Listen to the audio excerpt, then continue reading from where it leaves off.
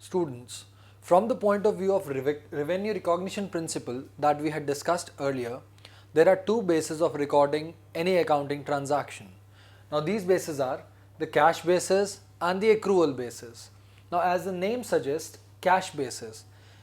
Under this basis, only those transactions in which either cash has been received or paid are recorded, and the transactions which are on credit basis are recorded only when the cash actually materializes. Whereas on accrual basis, in this concept, all the transactions, that is whether they are in cash or they are on accrual basis, that is cash is not a basis. If the transactions have taken place during a particular period, they are recorded during the same period whether the cash is received or not. That is, it is immaterial. Cash received or not is no consideration under accrual basis, but it is a major consideration under cash basis. Let us take an example.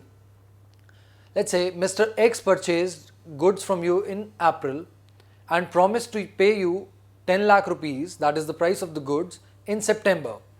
Now students, the sale has taken place in April,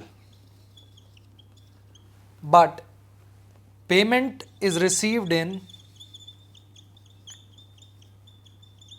September. Now under cash basis, since the payment is received in September, the transaction would be recorded in the month of September only. Whereas under accrual basis, since the transaction has taken place in the month of April, it will be recorded in the books on the date in the April itself. So what difference does it make? The difference is that this system is incompatible with matching concept. Now let us recall what is matching concept. Matching concept says that the revenues must be matched out with the expenses during the same period. Like if you want to calculate the profits for the year 2009, then it can be calculated by subtracting the expenses of 2009 from the revenues of 2009. But in this case, we are dealing with cash receipts, not the time when the transactions take place.